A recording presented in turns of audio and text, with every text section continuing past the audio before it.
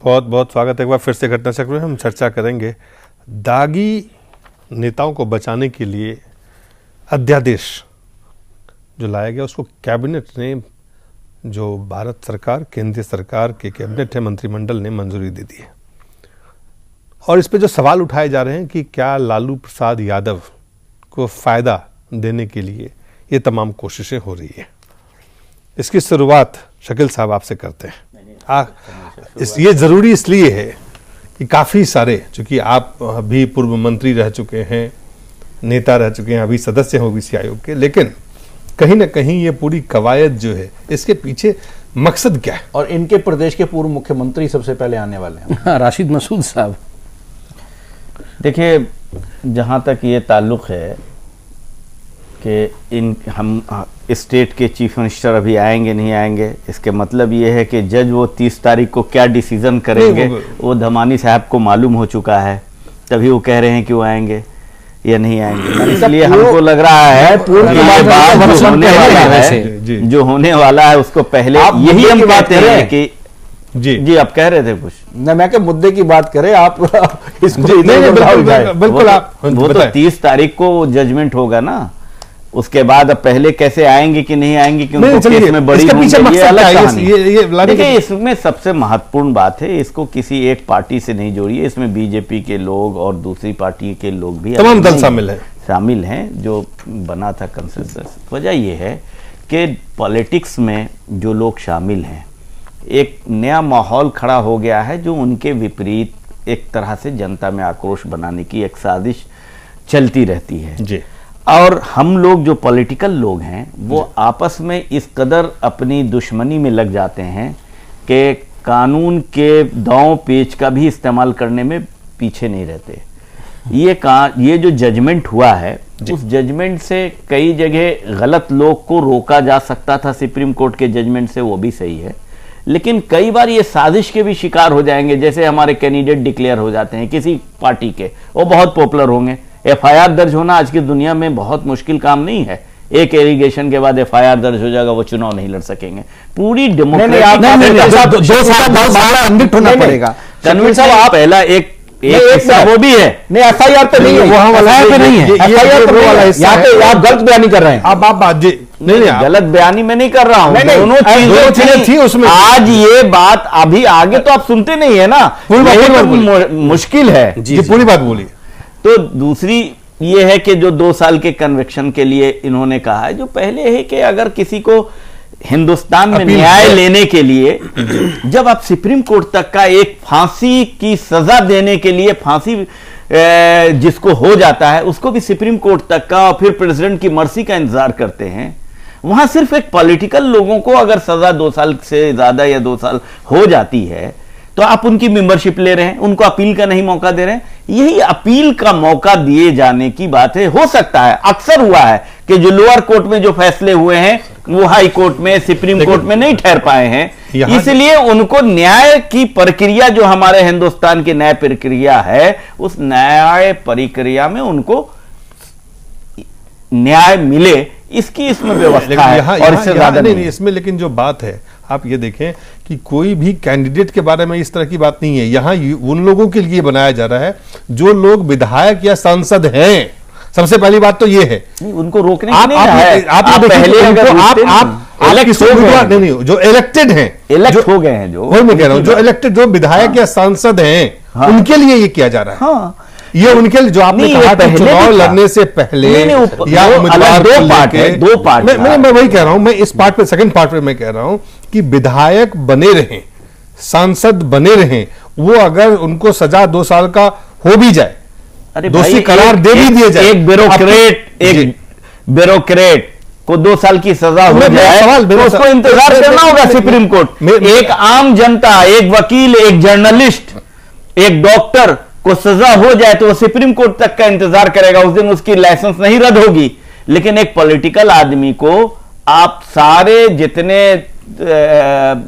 कोशिश करते हैं रोकने की, उसके लिए नए नए रास्ते निकलते हैं। हम समझते हैं इसके वही एक रास्ता है, वही एक रास्ता है। नहीं, आप देखिए को क्या सोसाइटी के लिए एक कानून होगा, ये सोसाइटी के विधायक और सांसद के लिए अलग कानून, विधायक और सांसद के लिए ये उनको न्याय दे, और लोगों को भी न्याय मिलती है सुप्रीम कोर्ट तक जब उनको मिलती है। इसमें बीजेपी और कांग्रेस के बीच में लगातार इस पर इस एक ऐसा मुद्दा है जहां मतभेद नहीं दिखा पार्लियामेंट सेशन के दौरान भी इस बात को लेके।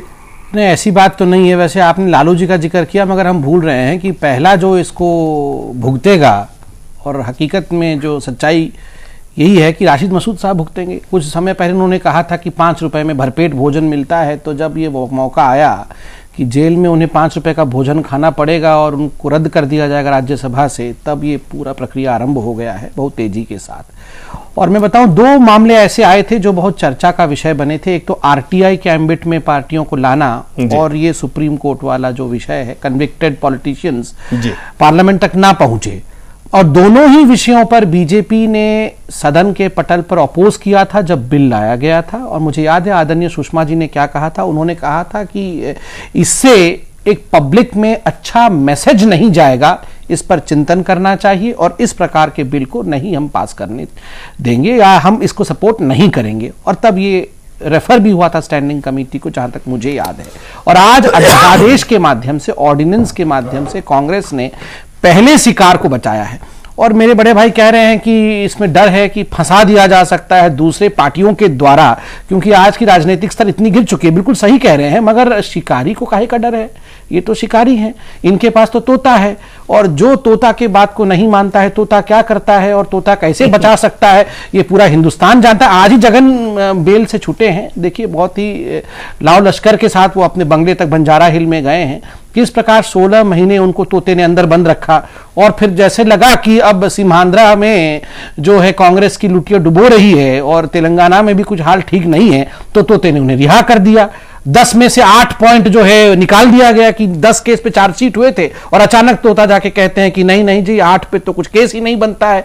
किस प्रकार से मुलायम सिंह यादव पे से डिस्प्रपोर्शनेट केस को खत्म कर दिया गया और फ्लिप फ्लॉप रहा है, ये हम देखते हैं। तो आज मुझे लगता है शिकार से डरने की आवश्यकता कांग्रेस जैसे बड़े शिकारी को नहीं है, वो भाजपा जैसे पार्टियों के हैं जिसके ऊपर लगातार ये आक्रमण करते आ रहे हैं। फिर भी हम डट के खड़े हैं, और ये डरे हुए हैं। ये इसलिए डरे हुए हैं क्योंकि इनके पास जिस प्रकार के दागी नेता हैं और एक एक कब्र से निकलकर बाहर आ रहे हैं, तो स्वाभाविक रूप से डरे हुए हैं। जी, सबसे पहले दरबानी साहब आपके पास।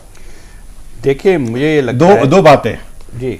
जो बात शकील साहब कह रहे हैं कि सियासी विरोध एक्सट्रीम पे होता है इस देश में, तो इसलिए इसकी जरूरत है। दूसरी बात वो कह रहे हैं कि जनता में नेता के विपरीत जो साजिश की जा रही है उनके इमेज को लेके, उनके ऊपर कहीं न कहीं साजिश करके नेताओं को बदनाम किया जा रहा है, इसलिए ऐसे कानून की आवश्यकता है, अध्यादेश की आवश्यकता है। मुझे ये लगता है नहीं, मैंने एक सेकंड जी, मैंने ये तो ठीक है आपकी बात, लेकिन मैंने जो मेन बात कही वो कही कि आम जनता को, जर्नलिस्ट को, डॉक्टर को, इंजीनियर को जब न्याय के लिए सुप्रीम कोर्ट तक के दरवाजे खुले हैं, तो लीडर्स को क्यों आप रोक रहे हैं? सजा वहीं पर क्यों दे रहे हैं? जी, सुप्रीम कोर्ट, मैं ये कह रहा हूं वो सुप्रीम कोर्ट के फैसले के बाद कोई भी व्यक्ति जो है अगर वो दलील की आप संपत्ति कुछ करें, मैं तो कहता बहुत सिंपल है। आप देखिए, आप वो व्यक्ति वोट नहीं दे सकता है जो कन्विक्टेड है, मगर वो व्यक्ति पार्लियामेंट में बैठ सकता है जो कन्विक्टेड है। ये कैसी अजीब बात है बताइए। बहुत आपने जो शकील साहब कहा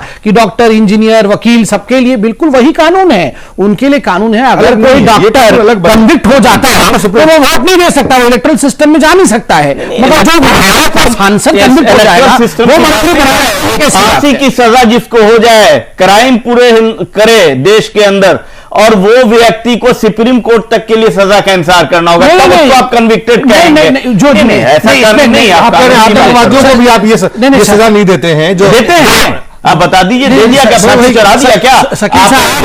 दे दीजिए। कुछ टेक्निकली कुछ गलत हुआ है। मैं टेक्निकली शकील साहब ने टेक्निकली कुछ गलत कहा। देखिए, टेक्निकली ये है कि कोई भी कानून ये नहीं कह रहा है कि जो मंत्री है या सांसद है वो सुप्रीम कोर्ट तक ना जाए और उसको कन्विक्ट अभी मान लिया गया तो वो अभी का अभी जो है सजा बन जाए में मिल जाएगा सजा उसको। नहीं, वो मेंबर है, सस्पेंड होगा, सस्पेंड नहीं है, कैंसिल होगा। नहीं, मेंबरशिप कैंसिल होगा, वो बिल्कुल सही बात है, टेक्निकल विषय में सजा हो गई ना, सजा हो गई। आप जो कह रहे हैं कि बाकी आदमी डॉक्टर इंजीनियर जो है वो बच जाते हैं, ऐसी बात नहीं है। अब वो वोट ही नहीं कर सकता है, वो तो इलेक्ट्रल रोल से हटा दिया जाएगा अगर कन्विक्ट होता है तो। नहीं, ये जो कह रहे हैं, जो शकील साहब जो बात कह रहे हैं, और मैं ये बात यही धर्मानी साहब, देखिए आप एक आतंकवादी को जब पकड़ते हैं तो उनको जब वो अगर दोषी पाया जाता है, सजा होता है, तब भी उसे सुप्रीम कोर्ट में जब तक बिल्कुल राष्ट्रपति तक वो जाते हैं। आप कहते हैं आप ऐसी फांसी क्यों राजनेताओं को, सांसदों और विधायकों को देना चाहते हैं कि उनको आगे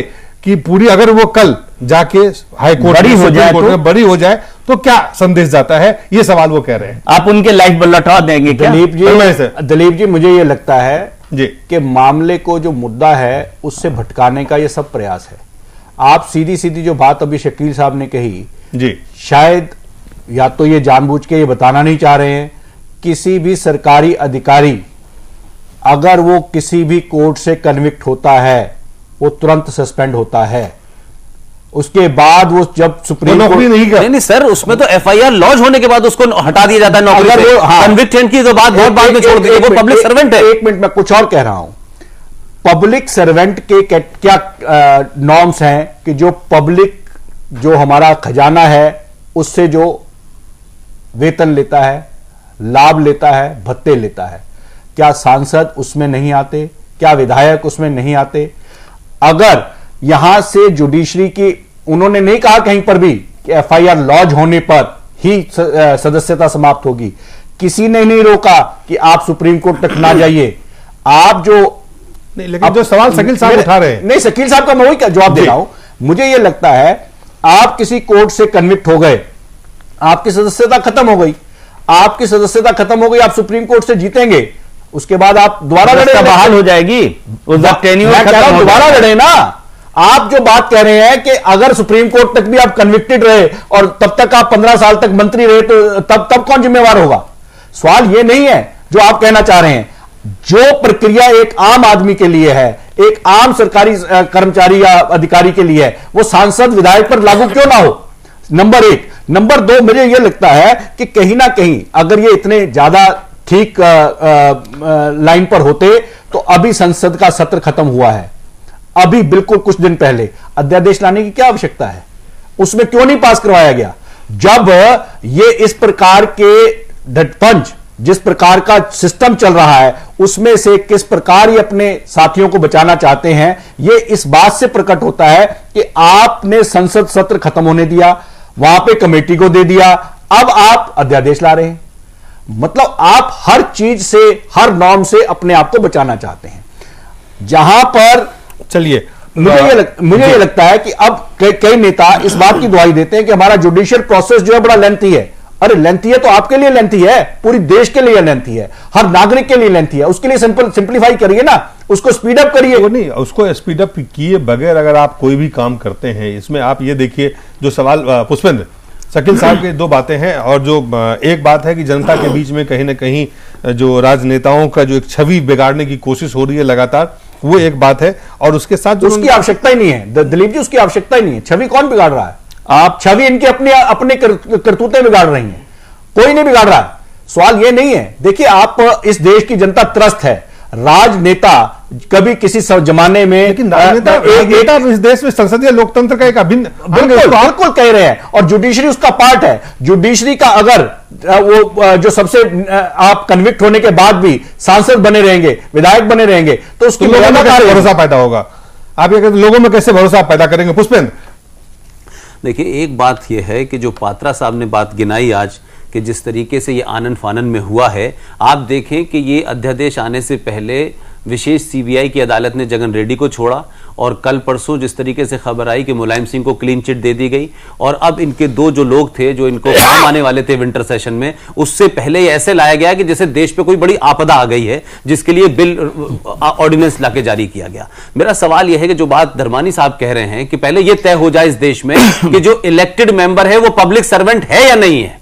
अगर वो पब्लिक सर्वेंट है तो जो आदमी एक क्लर्क नौकरी करता है उस पर एक चोरी का आरोप भी लग जाए, उस पर किसी गबन का आरोप भी लग जाए, तो उस पर एफआईआर फाइल होते ही उसकी नौकरी चली जाती है। फिर वो 20 साल बाद उसकी नौकरी स्टेट हो, वो उस लायक नहीं रहता, कंपनसेशन मिलता है नहीं मिलता है, लेकिन वो लड़ता है। मेरा सवाल यह है कि अगर एमएलए और एमपी ये मानते हैं कि साहब उन पे एफआईआर होने से तो उनकी सजा नहीं जा रही है, और अगर उनके ऊपर ये भी लागू हो गया कि साहब 2 साल की सजा के बाद, तो आपको क्यों ना हटाया जाए? आप पब्लिक गवर्नमेंट सर्वेंट नहीं है क्या?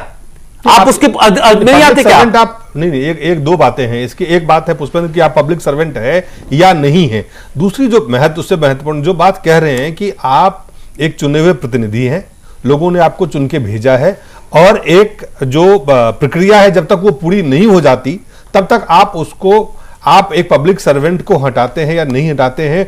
यहां पे जो चुने हुए लोग हैं वहां पे आप चुनाव करने जाते हैं, और जिस तरह की राजनीतिक जिस तरह का माहौल है उसमें ये चीजें बहुत आसानी से हो सकती है। अगर ये बात यहां लागू होती है तो इस देश में बड़े अफसरों के रिटायरमेंट से पहले आप ये देखिए जो राजनीतिक विरोधी का जो आपस में जिस तरह का विरोध है उसको लेके जो आप ये जो भय है ये कहां से आ रहा है? मैं कह रहा हूं कि राजनीतिक विरोध होगा, लेकिन इस देश का प्रशासन राजनीतिक विरोध से उसका कोई लेना देना नहीं है। एफआईआर किसी नेता के कहने से नहीं होगी जब तक उस पर साक्ष्य नहीं होंगे। मेरा कहना यह है कि आप दंगा होता है, आप ये देखिए पुष्पेंद्र, एक दंगा होता है, उस दंगे के पीछे कई दिनों तक जो तमाम घटनाएं होती रहती है उस पर कार्रवाई नहीं होती है। नहीं तो वो तो सियासी दंगा था, करवाया गया, जाते हैं, छोड़ दिए जाते हैं, विशेष दंगा करवाया गया, और इस अंदाज में आपने झूठे आरोपों में पकड़ा, वो तो आप पॉलिटिक्स कर रहे हैं, तो उस पर तो आप कैसे लॉजिक ले सकते हैं? मुझे लगता है दिलीप जी आप पॉलिटिक्स की बात कर रहे हैं, एक मिनट,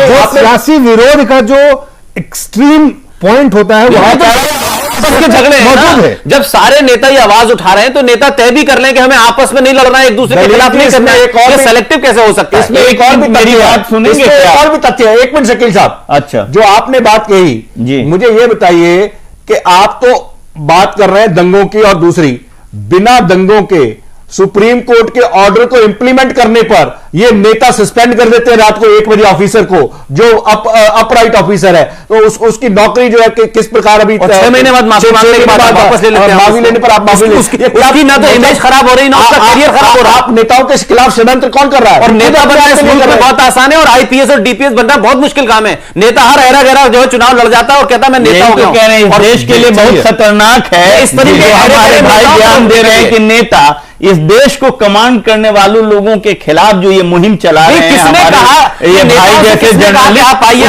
कमांड का आपकी बात पूरी सुनिए, आप सुनिए। हर नेता उठ के आता है कहता है आप सुनिए ना जी। एक तो इन्होंने बेसिक बात जो कही, उनके जानकारी की मैं कमी नहीं कहूंगा, हमारे भाई बड़े काबिल हैं, लेकिन हमारी जानकारी जो है मैं वो बताना चाहता हूं। इन्होंने पब्लिक सर्वेंट के डिफिनेशन और कोड एक्ट के बारे में जो बताया कि किसी के खिलाफ एफआईआर दर्ज होती है और सस्पेंड हो जाता है, एक्सपेल्ड हो जाता है, खत्म हो जाता है नौकरी, ऐसा नहीं है। रूल्स ये प्रोवाइड करता है एफआईआर दर्ज होने से कुछ नहीं होता है। अगर कोई भी पब्लिक सर्वेंट 3 दिन जेल के अंदर रह जाएगा अरेस्ट होने के बाद, कोई एलिगेशन के बाद, तब उसको सस्पेंड करेंगे। बेल होने के बाद उनकी परिस्थितियों के आधार पर वो विड्रॉ कर लेते हैं। सस्पेंशन 90 दिन का उसमें रूल्स है, 90 दिन के बाद हो गया, वो काम अपना करता रहता है। ये कहां है?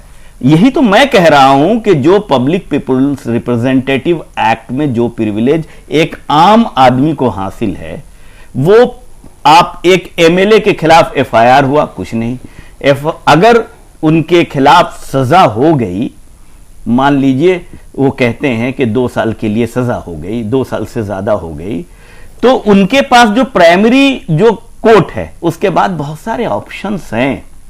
तो उनको तो आपका टेन्योर फिक्स है ना 5 साल का, उस 5 साल को आप लौटा के तो दे नहीं सकते हैं, जो जनता ने अपनी रिप्रेजेंटेटिव बना के भेजा है। तो आप उनको अपील में जाने के बाद परमिट कीजिए। उसमें एक खतरा है, जैसे हमारे धमानी भाई ने कहा कि हिंदुस्तान का कानून क्या, देश दुनिया भर का कानून यही कहता है ना, आंख बंद कर दीजिए, 99 लोगों को छोड़ दीजिए, एक गलत आदमी को सजा मत दीजिए। यह भी तो आपका कानून का एक हिस्सा है। उसके हिसाब से वो भी कहीं होगा कि वो जाके सुप्रीम कोर्ट में भी अगर दोषी करार पाएगा तो आप कहेंगे कि उसको प्रिविलेज मिल गया। लेकिन एक नाजायज एक को प्रिविलेज मिलना जिसको चाहिए था, उसको रोकना जो पब्लिक रिप्रेजेंटेटिव है, हम समझते हैं उचित ये नहीं। विशेषाधिकार क्यों? सवाल ये हो रहा है, ये विशेषाधिकार क्यों? दलील जी, एक मिनट में यही सवाल उठा रहे हैं। एक मिनट आप अपनी एक छोटा सवाल शकील भाई से करना चाहता हूं जी। शकील भाई, आपके पड़ोस में हरियाणा राज्य है। हरियाणा के अंदर अभी हाल ही में कुलदीप बिश्नोई के 6 एमएलए में से अकेले वो रह गए, 5 एमएलए स्विच ओवर कर गए। वो 5 साल से, लगभग सरकार अब पूरी होने वाली है, 4 साल से लगातार मंत्री पद भोग रहे हैं। उनका केस जो पड़ा है वो स्पीकर फाइनल नहीं कर रहा है। उनमें से एक मंत्री जो है वो अभी हाल ही में अंदर होके बाहर आया है। आप बताइए, मौकरी किसने बनाई है जुडिशरी की? इस सिस्टम की मौकरी कौन बना रहा है? इसको कैसे आप रेक्टिफाई करेंगे? आप मुझे बताइए। नहीं, मैं ये नहीं कहता कि जिनको सजा हुई हरियाणा ही में वो जेल में है। मैंने सजा नहीं हुई है, मैंने ये नहीं कहा सजा हुई है। जितनी भी सजा हुई, एफआईआर दर्ज हुई, वो जेल में है। हाँ। बिहार में भी जिनको आप इशारा कर रहे थे वो भी जेल में बहुत गए और जेल से निकले हाथियों के जुलूस के साथ। तो ये हिंदुस्तान में जो एक सिस्टम आप नया चलाना चाहते हैं, हमें कोई एतराज नहीं है, इसमें चलाना चाह रहे हैं, ये एतराज नहीं है, लेकिन इसको सुनिश्चित करना पड़ेगा। चूंकि जिस तरह से एक जो जिसको देश को गवर्न करना, उसके खिलाफ जो एक साजिशी माहौल पूरे जिस तरह से इमेज मोदी के खिलाफ कर रहे हैं, साजिश कर रही है, तो आप ये कहना चाहिए। हमने आपको मौका है ना पूरा बोलने का। हम ये जिस तरह से आप साजिश कर रहे हैं, हम पक्ष में रहे या आप विपक्ष में रहे, इसकी नहीं, लेकिन देश को आज एक आवश्यकता इस बात की जरूर है कि दोनों प्रश्नों को देखना चाहिए। जी जी नहीं, पर आप अध्यादेश को ठीक मानते हैं क्या ऐसी परिस्थिति में? इसमें बहुत न्यूट्रल होकर टेक्निकल डिटेल से बात करना चाहूंगा। देखिए, एक विषय है कि सुप्रीम कोर्ट जैसे सर्वोच्च न्यायालय ने पीपल रिप्रेजेंटेशन एक्ट के एक सेक्शन को अल्ट्रा वायर्स डिक्लेयर किया, तो बहुत सोच समझ के, बहुत कुछ संज्ञान में लेने के पश्चात ही सुप्रीम कोर्ट ने ये किया होगा। और इस विषय पर जब बिल आया तो बीजेपी ने भी कहा कि इसको स्टैंडिंग कमेटी में चर्चा के लिए भेजना चाहिए, चर्चा के पश्चात ही इस पर निर्णय लेने चाहिए। दो एक टेक्निकल पॉइंट्स इसमें जरूर है, मैं यहाँ आपके चैनल के माध्यम से बताना चाहूंगा। एक टेक्निकल क्लॉज था कि आप 2 साल कन्विक्ट होते हैं तो उनको अपना पद छोड़ना पड़ेगा, सांसद हो या विधायक हो। आप उसमें देखिए, सपोज वो सांसद जो है छोड़ देता है अपना पद और फास्ट ट्रैक कोर्ट के माध्यम से 1 साल के अंदर जो है रिपोर्ट भी आ जाता है कि जो कन्विक्ट हुआ है वो कन्विक्टेड नहीं है, गलत कन्विक्शन लोअर कोर्ट में हो गया था, मगर उससे पहले 6 महीने के अंदर बाई इलेक्शन हो जाता है और उस सीट पे जो है नया कैंडिडेट आ जाता है। अब क्या होगा ऐसी परिस्थिति में? इसको कोर्ट ने भी संज्ञान में नहीं लिया था। इन विषयों पर चर्चा होना चाहिए। अगर कन्विक्शन के 1 साल के अंदर ही बहाली हो जाती है कि ये कल्प्रिट नहीं है और वहां बाई इलेक्शन होकर दूसरा कैंडिडेट भी आ जाता है, ऐसी परिस्थिति में क्या दोनों कैंडिडेटों में से कौन कैंडिडेट बना रहेगा, इस पर चिंतन, इन चीजों पे स्टैंडिंग कमेटी पे चिंतन होना चाहिए था। अध्यादेश के माध्यम से जो सरकार ने किया, सरकार ने इसलिए किया क्योंकि पहला जो विक्टिम है, नहीं सरकार ने इसलिए किया, इसलिए कि पहले पार्टी के रशीद मसूद साहब बन रहे थे और लालू जी को भी प्रोटेक्शन देना था। कहीं ना कहीं ये बहुत क्लियर कट स्टैंड है, इसीलिए आनन फानन और जल्दीबाजी में सरकार को ये करना पड़ा। जी पुष्पेंद्र, मैं समझता हूं कि पात्रा साहब ने कोई बात ऐसी रखी छोड़ी नहीं जो कही जाए इसमें। आप ये देखें कि तो उन्होंने जो बात कही अध्यादेश का कह रहा हूं, इसीलिए कांग्रेस पार्टी ने जिस तरीके से अध्यादेश ला करके फूड बिल पास कराया है, और फूड बिल अभी बिल से कहीं हवा में नहीं है, उसके राजकुमार चुनाव रैलियों के अंदर कह रहे हैं हम फूड बिल लाए हैं, लैंड बिल लाए हैं, ये तमाम सारी चीजें हम मीलों आ गए हैं, मीलों जाना है। अब मैं समझता हूं इस अध्यादेश के बाद राहुल गांधी और सोनिया गांधी को भी अपनी चुनाव रैलियों में कहना चाहिए हम मीलों आ गए हैं, कई क्रिमिनल को साथ लाए हैं, इनको भी वोट दीजिएगा। यह भी उनको अपने चुनावी रैलियों में इस्तेमाल करना चाहिए कि यह देश के लिए इतना हितकारी था कि आनंद फानंद में, जिसकी कहीं कोई जल्दबाजी नहीं थी, कहीं देश पर संकट नहीं आया जा रहा था, कहीं भूखों की भूख नहीं मिट रही थी, लेकिन यह इसलिए लाया गया कि रशीद मसूद साहब जो 5 रुपए में खाना बेच रहे थे, उनका निजामुद्दीन के बाहर नंबर आने वाला था, लिहाजा उनको बचाना था और लालू की सपोर्ट लेनी थी। जगन रेड्डी को छोड़ दिया, मुलायम सिंह को आपने क्लीन चिट दे दी। तो इसको भी मैं समझता हूं चुनाव रैलियों में दोनों मां बेटे को इसको भी बताना चाहिए कि हम ये क्यों लाए हैं अध्यादेश। शकील साहब एक महत्वपूर्ण मैं आपके पास आता हूं, सिर्फ एक सवाल में, एक छोटा सा, कि अध्यादेश की क्या जरूरत थी? इतना महत्वपूर्ण बात है। अध्यादेश की जरूरत यह थी कि एग्जिस्टिंग, आपको लगता है कि जरूरत, और आज जो लॉ थी जिसके मुताबिक लोगों को प्रिविलेज प्राप्त था, सही या गलत ये तो डिबेट का फिर मौजू हो गया जी।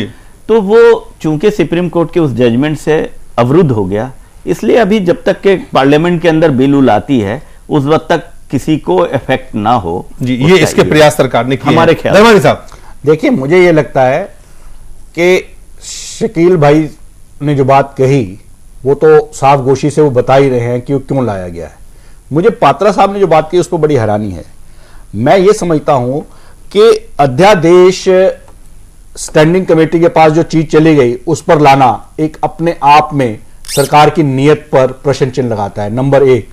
नंबर दो, क्या आप इस देश के जिन लोगों के आप जनप्रतिनिधि हैं उन्हीं के अंदर एक नई क्लास पैदा करना चाहते हैं?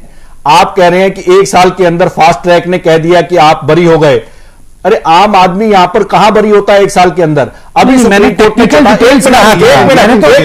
मैं तो आपके फेवर में ही कह रहा हूं, चाहिए नहीं, मैं कुछ और कह रहा हूं। जी जी, मेरा ये कहना है, एक ही जगह के लोग अभी हैं। सुप्रीम कोर्ट ने एक निर्णय चौटाला साहब के चौटाला के केस में दिया है कि जब आप सत्ता के पास होते हैं तब आप बीमार नहीं होते हैं, और जब आप सत्ता के बाहर होते हैं और जेल में जाना चाहते हैं तब आप बीमार हो जाते हैं।